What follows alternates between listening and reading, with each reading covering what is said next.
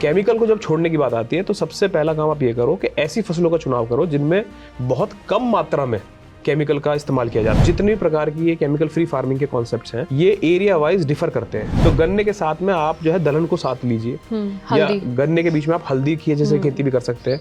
और हम किसानों को इस तरफ प्रेरित करते हैं कि वो ज्यादा से ज्यादा देसी बीजों का उपयोग करें, क्योंकि देसी बीजों की इम्यूनिटी इस प्रकार की होती है, कीट का उनके ऊपर प्रभाव कम पड़ता है। नमस्कार, गांव जंक्शन पर हम आपको लेकर के आए हैं हापुड़ में भद्दस्याना। यहाँ पर 10 एकड़ का एक ऐसा फार्म जो कि मॉडल करता है किस चीज को, कि अगर चाहें आप कि बिना केमिकल के अपनी खेती को हरा भरा बनाएं, और अपने साथ कई किसानों को ये समझाने के लिए कि किस तरीके से धीरे धीरे केमिकल का साथ छोड़कर जब ऑर्गेनिक नेचुरल फार्मिंग या फिर गुड फार्मिंग प्रैक्टिसेस की ओर आगे बढ़ते हैं तो क्या फायदे हो सकते हैं और क्या नुकसान हो सकते हैं। इन तमाम चीजों को समझाने की एक प्रयोगशाला कहिए, पाठशाला कहिए, हर्षवर्धन त्यागी के इस फार्म पर मौजूद हैं हम, जो कि 10 एकड़ का है और एक मॉडल फार्म कहे तो गलत नहीं होगा। हर्षवर्धन जी, हमने जो है एक छोटा सा इनिशिएटिव 2022 में शुरू किया था। हमारा एक एफपीओ है, आरंभशील किसान उत्पादक संगठन सहकारी समिति लिमिटेड, जो हापुड़ जिले में इस समय काम कर रहा है। 750 से अधिक किसान इसके सदस्य हैं। उसमें ना केवल हम किसानों को ये अश्योर करते हैं कि वो केमिकल फ्री फार्मिंग की तरफ जाएं, साथ साथ वो हम ये भी अश्योर करते हैं कि वो प्रोसेसिंग से जुड़े, खाद्य प्रसंस्करण से जुड़े और वैल्यू एडिशन के माध्यम से भी उनकी आमदनी बढ़े। इनके साथ साथ वो जो है ऑल्टरनेट फसलों पे भी काम करना शुरू करे। वो दलहन पे काम करे, तिलहन पे काम करे, बागवानी करे।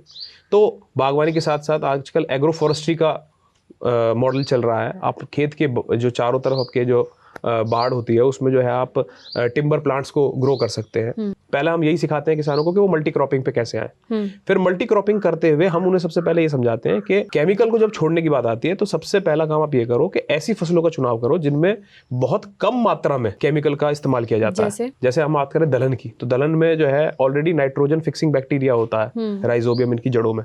मैं ये नहीं कह रहा कि आप गेहूं मत कीजिए, धान मत कीजिए, बट उसके साथ साथ इंटरक्रॉपिंग पैटर्न पाइए। जब आप 2 या 3 बीघा में खेतीबाड़ी शुरू करेंगे तो आपको समझ में आएगा कि किस प्रकार आपकी मिट्टी रिएक्ट करती है, कौन कौन सी फसलें जो है यहाँ अच्छा रिस्पॉन्स दे रही हैं। उसके बाद जब आप 2-3 साल 2 बीघा 3 बीघे खेती में आप सीख लेते हैं, समझ लेते हैं कि क्या रिक्वायरमेंट्स हैं आपकी क्षेत्र की मिट्टी की, जब आप उन्हें पूरा कर लेते हैं, आपने सॉइल टेस्टिंग कराइए। तो आप देख लीजिएगा पूरे हिंदुस्तान में अगर हम एवरेज ऑर्गेनिक कार्बन की बात करें तो 0.5 रह गया है, जबकि ये कम से कम 2% होना चाहिए।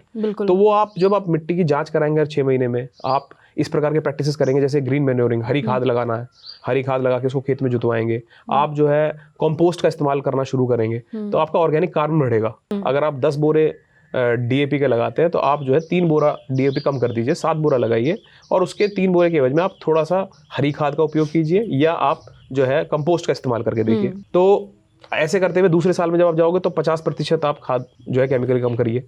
और हम किसानों को इस तरफ प्रेरित करते हैं कि वो ज्यादा से ज्यादा देसी बीजों का उपयोग करें, क्योंकि देसी बीजों के अंदर एक अपने आप में कह लीजिए कि उनकी इम्यूनिटी इस प्रकार की होती है कि उनको कीट का उनके ऊपर प्रभाव कम पड़ता है। मेरा मानना यह है कि ऑर्गेनिक फार्मिंग का एडवांस फॉर्म है नेचुरल फार्मिंग। नेचुरल फार्मिंग क्या है? ऑर्गेनिक फार्मिंग है आप बाजार से केमिकल खाद नहीं लाएंगे, आप बायो की खाद लाएंगे जिनमें रसायनों का इस्तेमाल नहीं किया गया जैसे बनाने में, जैसे वर्मी कंपोस्ट हो गया, या हम कुछ ऐसे बैक्टीरिया या फंगसेस होते हैं जो बायो एजेंट्स हैं, ट्राइकोडर्मा है, सुडोमोनास है, बवेरिया, मेट्राइजम, ये सब है। आप इनको बाजार से लेके आ सकते हैं। ये सब बैक्टीरिया और फंगसेस मिट्टी के ही तत्व हैं, लेकिन मिट्टी में क्योंकि ये खत्म हो गए हैं केमिकल के अत्यधिक इस्तेमाल की वजह से, तो इसलिए हमें लैब में से बाहर से तैयार करा के लाने पड़ते हैं, कल्चर करके लाए गए हैं। लेकिन ये कोई केमिकल नहीं है। तो हम कहते हैं किसानों को सबसे पहला चैलेंज आपका यही है कि आपकी प्रोडक्शन नहीं घटनी चाहिए। तो आप उसको अश्योर करने के लिए अगर आपको कोई बायो के प्रोडक्ट खरीदने पड़ रहे हैं तो आप ला सकते हैं शुरुआत में। बट ऑर्गेनिक फार्मिंग का एडवांस फॉर्म नेचुरल फार्मिंग आ जाता है जब आप 2, 3 साल 4 साल बायो एजेंट्स का इस्तेमाल करके अपनी सॉइल की सेहत सुधार लेते हैं। तब उसके बाद आपको नेचुरल फार्मिंग पे ही आना है। अब आज हमारे इस फार्म को लगभग 6 साल हो चुके हैं। हम किसी प्रकार की खाद यूज नहीं करते हैं। हम बहुत मामूली मात्रा में जो है घनजीवामृत या जीवामृत का इस्तेमाल करते हैं, जो कि नेचुरल फार्मिंग में आता है। क्या है आपके इस 10 एकड़ के फार्म में? देखिए, इसमें हम मुख्य तौर पर बागवानी के साथ साथ सब्जियों की खेती करते हैं, और साथ में हमने गन्ना भी लगाया हुआ है। हम दलहन भी करते हैं, तिलहन की फसल भी करते हैं, और जैसे मैंने बताया सब्जियों की सीजनल जो सब्जियां होती हैं वो भी करते हैं, आलू की खेती भी करते हैं। तो हमने यहाँ पूरा बायोडाइवर्सिफाइड फार्म बनाया हुआ है। 2 प्रकार के कीट होते हैं जो नेचुरल फार्मिंग ऑर्गेनिक फार्मिंग का एक पार्ट है। एक होते हैं जो कार्निवोरस कीट होते हैं, बेसिकली जो कीट दूसरे कीटों को खाते हैं, और एक होते हैं हर्बीवोरस, वो कीट जो हमारी फसलों को खाते हैं। ये दोनों ही अपनी अपनी मात्राओं में मौजूद होते हैं। पर होता क्या है, हम जब केमिकल का उपयोग करते हैं तो हम कार्निवोरस कीट, जो कीटों को नियंत्रित करते हैं, जो उन्हें खाते हैं, जो उनकी डाइट है, जो मित्र कीट होते हैं, हम उनको ज्यादा मार देते हैं। जो ये बायोडाइवर्सिटी है, ये क्या करती है, ये मित्र कीटों को अट्रैक्ट करती है, और मित्र कीट जब आपके खेत पे आएंगे तो वो जो आपके शत्रु कीट है उनको अपने आप मैनेज कर लेंगे। प्रकृति ने इसकी बहुत अच्छा चेन सिस्टम बनाया हुआ है। खाद में भी मैंने देखा है कि गोबर की खाद है, वर्मी कंपोस्ट है। आज की डेट में ऑर्गेनिक फार्मिंग से अगर कोई शुरुआत करना चाहे तो इतनी तरीके की खाद है, उसे नहीं समझ में आएगा कि सबसे सेफ तरीका क्या है। जीवामृत 7-8 दिन में आपका तैयार हो जाता है। उस जीवामृत को आप जो आपका गोबर का ढेर है जो आपने इकट्ठा किया हुआ है, उसमें गड्ढे बनाकर उसमें भर दीजिए। ऐसा आप 4-5 बार जब कर लेंगे, जब आप उस गोबर को 4-5 बार गोमूत्र से ट्रीट कर लेंगे, तो एक तरीके से वो गोमूत्र जो है वो जो आपका जीवामृत है वो आपका डिकम्पोजर का काम करेगा उससे, और उसके न्यूट्रिएंट्स को बढ़ा देगा उस गोबर की खाद को, और वो बहुत जल्दी उसको गला देगा, सड़ा देगा।